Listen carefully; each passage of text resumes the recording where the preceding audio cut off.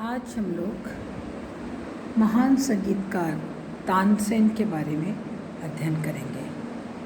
जैसा कि आपको विदित है कि मध्यकाल में और आज तक भी तानसेन जैसा महान संगीतकार की पूरे विश्व भर हिंदुस्तान में नहीं हुआ है। हम हर पिक्चरों में देखते हैं कि राजा अकबर के दरबार में तानसेन का गायन, बहुत सारी फिल्में भी बनी हैं, तो हम जानते हैं कि तानसेन कौन थे।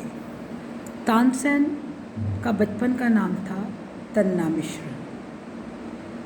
उनके पिता ग्वालियर के पास रहते थे और उनका नाम था मकरंद पांडे। 1500 के करीब मकरंद पांडे के धन धान्य से वो पूर्ण थे और अच्छे खाते पीते घर के थे, परंतु उनके संतान नहीं हुई। उन्होंने बहुत इसके लिए अपनी पत्नी के साथ पूजा अर्चना की और अंत में उन्हें एक सिद्ध फ़कीर मोहम्मद गौस के पास गए और उनके आशीर्वाद से उन्हें पुत्र रत्न की प्राप्ति हुई। ये पुत्र इनको ग्वालियर के पास एक गांव था देहट, उसमें पुत्र उनको हुआ जिसका नाम इन्होंने तन्ना मिश्र रखा।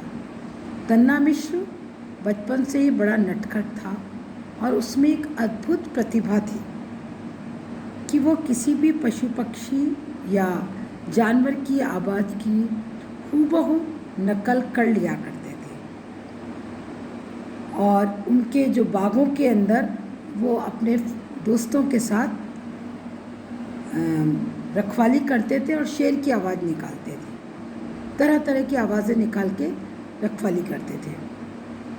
एक बार वहाँ से बहुत बड़े सिद्धहस्त गायक स्वामी हरिदास वृंदावन की ओर अपने शिष्य मंडली के साथ जा रहे थे। जब वो बाग के पास से निकले तो तानसेन ने शेर की आवाज़ बनानी, पेड़ के ऊपर चढ़कर शेर की आवाज़ बनाना शुरू कर दिया।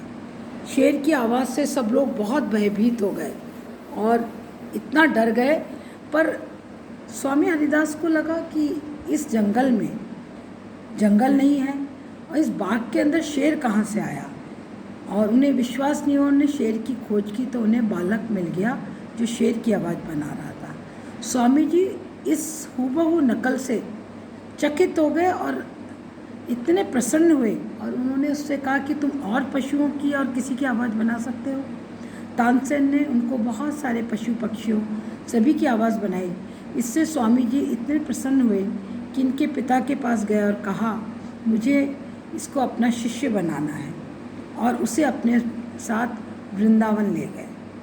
वृंदावन में उन्होंने उसको तानसेन को संगीत की शिक्षा आरंभ कर दी। स्वामी हरिदास के सानिध्य में तानसेन ने अपनी शिक्षा प्रारंभ की संगीत की, और 10 वर्ष की उम्र तक तानसेन पारंगत हो गए थे और उनका नाम तन्ना मिश्र से तानसेन कर दिया गया।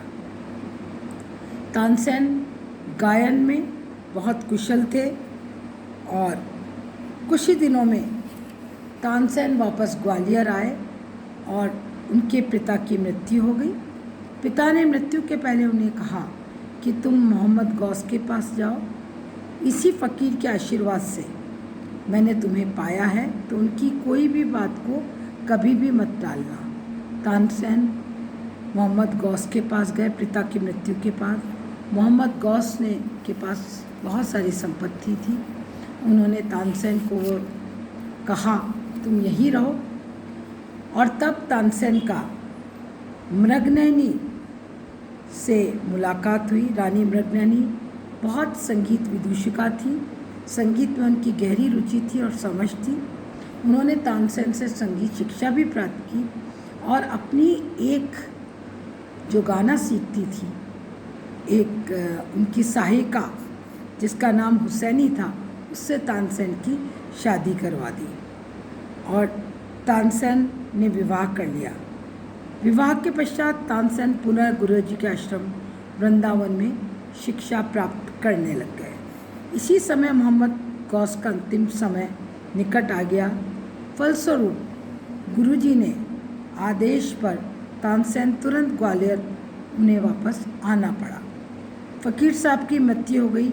अब तानसेन एक विशाल संपत्ति के एक उत्तराधिकारी बन गए और ग्वालियर में ही रह के आनंद पूर्वक जीवन यापन करने लगे।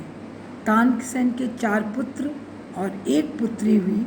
पुत्र का नाम था सूरत सेन, तरंग सेन, विलास खां, शरद सेन और लड़की का नाम उन्होंने सरस्वती रखा। तानसेन की संतानें सभी संगीत कला में अत्यंत निपुण और संस्कारी थी और सभी बहुत उत्कृष्ट कोटि के कलाकार हुए। संगीत साधना पूर्ण होने के बाद सर्वप्रथम तानसेन को रीवा नरेश रामचंद्र अपने दरबार में ले गए और उन्हें उनके दरबार में दरबारी संगीतज्ञ होने का अवसर प्रदान किया। इन्हीं दिनों तानसेन का सौभाग्य सूर्य चमक उठा और महाराजा ने तानसेन जैसे दुर्लभ रत्न को बादशाह अकबर को भेंट कर दिया। सन 1956 में तानसेन अकबर के दरबार में दिल्ली गए। बादशाह ऐसे अमूल्य रत्न को पाकर अत्यंत प्रसन्न हुए और तानसेन को उसने अपने नवरत्नों में सम्मिलित कर लिया। यह तानसेन का सर्वाधिक शौर्य काल था। उनकी बहुत ख्याति हो गई थी और बादशाह से उनका अटूट प्रेम का संबंध था। उनकी यश पताका उन्मुक्त होकर लहराने लगी। तानसेन को संगीत का बादशाह माने जाने लगा।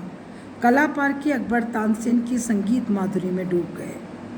बादशाह पर तानसेन का ऐसा पक्का सवार रंग देखकर दूसरे गायक उनसे जलने लगे। एक दिन उन्होंने तानसेन के विनाश की योजना बना डाली। किंवदंती है कि सब लोग बादशाह के पास पहुंचकर कहने लगे, हजूर, हमें तानसेन से दीपक राग सुनवाया जाए और आप भी सुन लें। तानसेन द्वारा इस राग का अनिष्टकारी परिणाम बताने जाने के लाख मना करने पर भी अकबर का राजहट नहीं टला और उन्हें दीपक राग गाना ही पड़ा। राग जैसे जैसे शुरू होता गया, गर्मी बढ़ती गई। चारों ओर वायुमंडल में अग्निमय हो गया। सुनने वाले अपने प्राण बचा के इधर उधर छिप गए, किंतु तानसेन का शरीर अग्नि ज्वाला से जल उठा। उसी समय तानसेन अपने घर भागे। वहाँ उनकी लड़की तथा गुरु भगिनी ने मेघ राग गाकर उनके जीवन की रक्षा की। इस घटना के कई मास पश्चात तानसेन का शरीर स्वस्थ हुआ। अकबर भी अपनी गलती पे बहुत पश्चाताप कर रहे थे। कहा जाता है कि तानसेन के जीवन में पानी बरसाने, जंगली पशुओं को मंत्रमुग्ध करने तथा रोगियों को ठीक करने आदि की अनेक संगीत प्रधान चमत्कारी घटनाएं हुई थी। यह निर्विवाद है कि तानसेन ने बहुत सारी राग रागनियों को सिद्ध किया और बहुत राग रागनियों को व्यक्तिगत रूप से जन्म भी दिया। उन्होंने विभिन्न रागों का निर्माण किया, जैसे दरबारी कानड़ा, मियाँ की सारंग, मियाँ की मल्हार, मियाँ की तोड़ी इसमें उल्लेखनीय राग है। इस प्रकार अमर संगीत के सुखद संगीत की लहरी बिखेरते हुए तानसेन जैसे महान संगीतज्ञ को एक दिन ज्वर हो गया और उन्होंने बादशाह से ग्वालियर जाने की इच्छा प्रकट की, परंतु बादशाह ने उन्हें मना कर दिया और 1586 में दिल्ली में ही उनकी मृत्यु हो गई। उनकी इच्छानुसार तानसेन का शव ग्वालियर पहुंचाया गया और मोहम्मद गौस की कब्र के बराबर ही उनकी समाधि बनाई गई। तानसेन की मृत्यु के पश्चात उनका कनिष्ठ पुत्र विलास खां तानसेन संगीत को जीवित रखने व कीर्ति को प्रसादित करने में समर्थ हुआ। धन्यवाद।